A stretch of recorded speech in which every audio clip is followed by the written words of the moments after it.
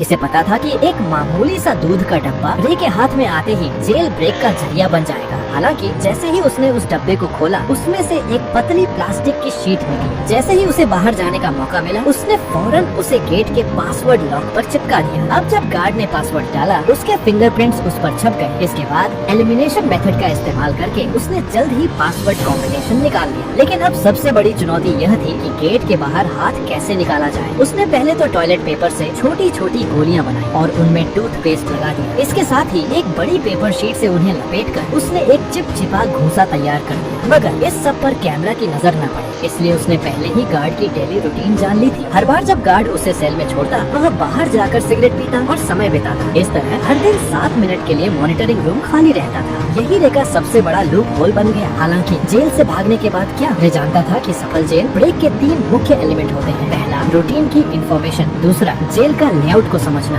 और तीसरा, बाहर साथी का होना। अब पहले 2 एलिमेंट्स पर उसकी पकड़ थी और जेल के स्ट्रक्चर का भी उसे पूरा अंदाजा था। उधर उसने जेल के बगल में एक वीक स्पॉट भी देखा, जो एक फायर स्टेशन था। रे के पास सिर्फ ब्लैक सेल की लोकेशन थी। सब कुछ समझने के बाद उसने अपना प्लान शुरू कर दिया। एक दिन उसने जानबूझकर एक कैदी को मारकर घायल कर दिया। जैसा उसने सोचा था वैसा ही हुआ। गार्ड ने उसे सजा के तौर पर ब्लैक सेल में डाल दिया। अब जब गार्ड उसे खाना देने आया तो उसने चुपके से कागज की बॉल छोटी खिड़की के लॉक में डाल दी, जिससे वो खिड़की आसानी से खुल गई। पासवर्ड केवल 4 अंकों का था, जिसे उसने जल्दी से क्रैक कर लिया। ब्लैक सेल से निकलते ही उसने मॉनिटरिंग सिस्टम पर 1 मिनट पहले का फुटेज चला दिया। इसके बाद उसने फायर स्टेशन से जुड़ी वेंटिलेशन पाइपलाइन को ढूंढा और जब गार्ड समय बिता रहे थे, रे रैंकर पाइप के रास्ते से बाहर निकल गया। वहीं उसकी साथी भी समय पर पहुंच चुकी थी। उसने एक छोटी कार में विस्फोट कर दिया, जिससे फायर अलार्म बज जाए। गार्ड्स ने सीसीटीवी देखा, लेकिन उन्हें सब कुछ नॉर्मल लगा। लेकिन दूसरी ओर रे तब तक फायर स्टेशन में घुस चुका था और उसने जल्दी से एक फायर फाइटर की यूनिफॉर्म पहन ली। आखिरकार वह फायर ट्रक के नीचे छुपकर घटना स्थल तक पहुंच गया, जिससे अफरा तफरी का फायदा उठाकर वह ट्रक से बाहर आया और अपने साथी की गाड़ी में बैठकर सक्सेसफुली वहां से निकल गया। यह रे की 14वीं सफल जेल ब्रेक थी,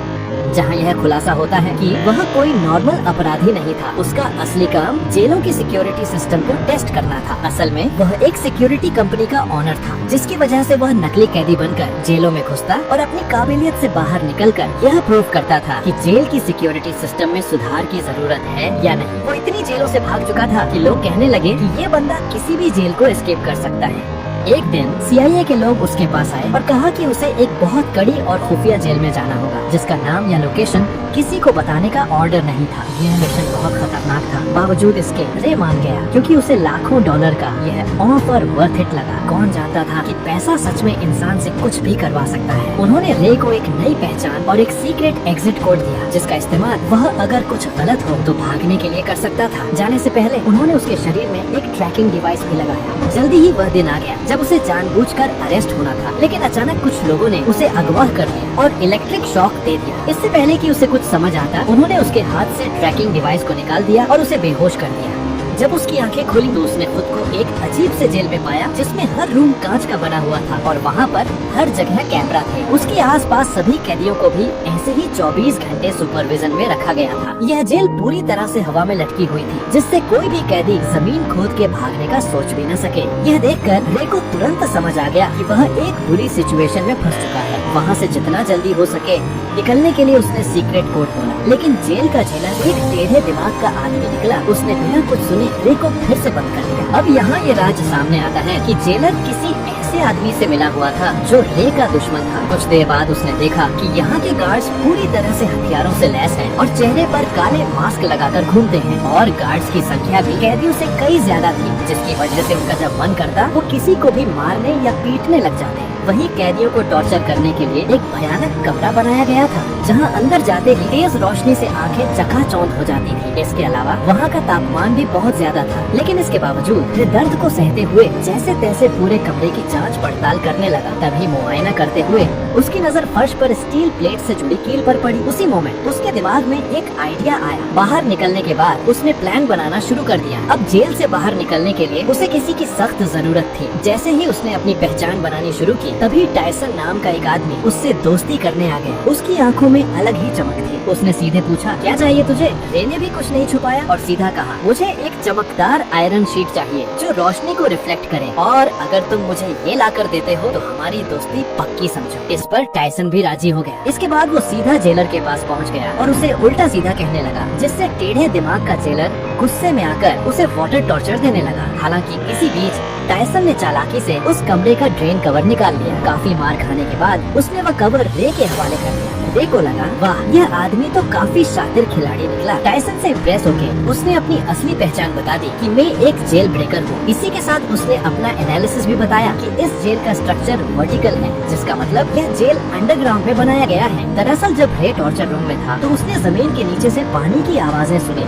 जिसका मतलब वहाँ एक पानी की पाइपलाइन हो सकती है जिससे उन्हें भागने का रास्ता मिल सकता है। इस सब के बाद टायसन ने जानबूझकर जेल के गुंडे मार्को ब्रदर्स से पंगा ले लिया। उधर रे ने एक रोटी को हथेली में छिपा लिया। फिर जैसे ही मार्को के आदमियों ने जेल में मारपीट मचाया, प्लान के अकॉर्डिंग दोनों को टॉर्चर रूम में डाल दिया गया। वहाँ पहुँचते ही रे ने फौरन ड्रेन कवर निकाला और उसकी रिफ्लेक्शन से कीलों पर फोकस डाला। देखते ही देखते हाई टेम्परेचर की वजह से वे कीलें भूलकर बाहर निकलने लगी और एक एक करके कुछ ही सेकंडों में उसने सभी कीलें निकाल ली। फिर उसने रोटी का टुकड़ा मुंह में डालकर टायसन को इशारा किया ताकि वह गार्ड का ध्यान अपनी तरफ खींचे। इसके बाद टायसन ने अपना काम शुरू कर दिया, जिससे जेलर का ध्यान उसकी तरफ चला गया। वहीं रे ने तुरंत गीली रोटी को सीसीटीवी कैमरे पर चिपका दिया ताकि अंदर की फुटेज न दिखे। फिर वह फ्लोर से नीचे उतर गया और पाइपलाइन में चढ़ते हुए आगे बढ़ने लगा, लेकिन बदकिस्मती से रास्ते में गलती से एक तार टूट गया, जिससे पानी बाहर आने लगा। आखिरकार जब वह ऊपर पहुंचा तो उसके पैरों तले जमीन खिसक गई, क्योंकि यह जेल जमीन के नीचे नहीं बल्कि समुद्र के बीचों बीच पानी की एक विशालकाय शिप में थी, जहाँ से भाग पाना नामुमकिन था। इस बीच पानी लीक होकर जेल के अंदर बढ़ने लगा, जिसकी वजह से टॉर्चर रूम के कैदियों को रिहा कर दिया गया। खुशकिस्मती से रे गार्ड्स की नजरों से छिपकर समय पर वापस आकर बच गया। हालांकि दूसरी ओर एक नई मुसीबत उसका इंतजार कर रही थी। दरअसल जेलर को फर्श पर छोड़ी गई किले मिल गई, जिससे वह समझ गया कि रे ने जेल तोड़ने की कोशिश की है। उसके बाद उसने फौरन एक आदमी को कॉल लगाया, जहां ये राज खुला कि रे को इस जेल में फंसाने वाला कोई और नहीं बल्कि उसका बिजनेस पार्टनर लेस्टर निकला, जिसने कंपनी के लालच में आके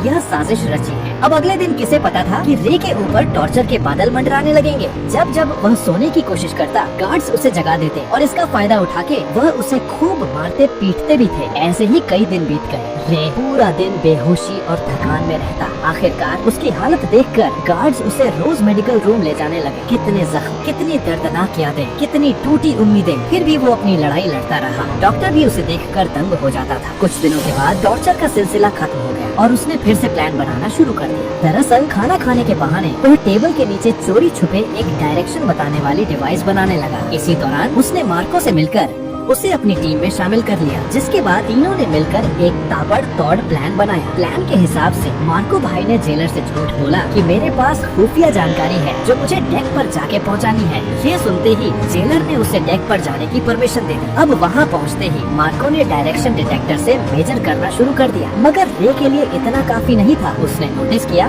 कि फ्लश करते वक्त पानी घड़ी की उल्टी दिशा में घूम रही थी। अब सारे डाटा को एनालिसिस करने के बाद उसने कंक्लूड किया कि वो अभी नॉर्दर्न हेमिस्फीयर में है। फिर एक नए आए कैदी से पूछने पर पता चला कि अभी नवंबर का महीना चल रहा है। इसके बाद रे ने अपने बॉडी टेम्परेचर को ध्यान में रखकर अनुमान लगाया कि वहाँ का तापमान जरूर मोरक्को तट के आसपास का होगा। इतनी मशक्कत के बाद आखिरकार अंत में जाकर उन्होंने क्लियर लोकेशन का पता लगा ही लिया। हालांकि लोकेशन पता होने के बावजूद वो वहाँ से निकलते भी तो कैसे, कि तभी टायसन ने कहा कि अगर हम किसी तरह से बाहर मौजूद मेरे आदमियों तक मैसेज भेज सकें तो हमें यहाँ से निकलने से किसी का बाप भी नहीं रोक सकता। उसकी बातें सुनकर रे को लगा कि इस जेल का डॉक्टर शायद उसकी मदद कर सकता है। उसके बाद उन्होंने एक प्लान बनाया, जिसके अकॉर्डिंग टायसन ने जानबूझकर रे पर हमला कर दिया, जिससे वह डॉक्टर के पास जा सके। ऐसे ही कई दिनों तक रे बीमार होने का नाटक करके रोजाना डॉक्टर के पास जाने लगा। डॉक्टर को भी रे का दर्द बर्दाश्त नहीं हुआ और वो उसकी मदद करने के लिए राजी हो गया। अब यहाँ ये खुलासा होता है कि दरअसल डॉक्टर भी यहाँ उम्र कैद की सजा काट रहा था, इसलिए उसने रे को उसके फैमिली से मिलाने का वादा किया। जिसके बाद उसने गुप्त रूप से रे का मैसेज टायसन के आदमियों को भेज दिया। सारी तैयारी हो चुकी थी। तभी रात को जेलर ने देखा कि रे दीवार पर कुछ टैप कर रहा है। असल में यह मोर्स कोड था और जब जेलर ने इसे डिकोड किया तो लिखा मिला कि कल सुबह सी ब्लॉक में दंगा होने वाला है। यह देखकर जेलर के पसीने छूटने लगे। उसने तुरंत सी ब्लॉक में 3 गुना सिक्योरिटी बढ़ा दी। अब उसे कौन बताए कि ये तो रे का मास्टर स्ट्रोक था। असली दंगा तो उसके अपने ब्लॉक में होने वाला था, जहाँ सिर्फ 2 गार्ड्स ही बचे थे। अब जल्दी ही अगली सुबह 2 गैंग्स आपस में भिड़ जाते हैं। इस हंगामे का फायदा उठाकर रे, टायसन और मार्को वहाँ से भाग निकलते हैं। तभी भागते भागते रे कैमरे के सामने आके जेलर को चिढ़ाता है। गुस्से में आकर जेलर सभी गेट्स को बंद करवा देता है। फिर तीनों पाइपलाइन के रास्ते से जेल की छत की तरफ चढ़ते हैं। जब वे डेक के बिल्कुल पास पहुंचते हैं तो उनका रास्ता एक इलेक्ट्रॉनिक गेट से बंद हो जाता है, जिसे खोलने का बस एक ही रास्ता था कि पूरी जेल का पावर ऑफ कर देना। इस जोखिम भरे काम से सबको वापस पकड़ा जा सकता था। वहीं दूसरी तरफ जेलर ने मोशन डिटेक्टर के जरिए उनकी लोकेशन ट्रेस कर ली और फिर सारे गार्ड्स उनके पीछे लग गए। तभी भागने के दौरान मार्को को गोली लग जाती है। वो समझ जाता है कि उसका जिंदा बचना अब मुश्किल है, इसलिए वह अपने साथियों को भागने को कहता है और अकेले गार्ड्स को रोकता है। जैसे तैसे रे नीचे पावर रूम तक पहुंचकर पूरे शिप का पावर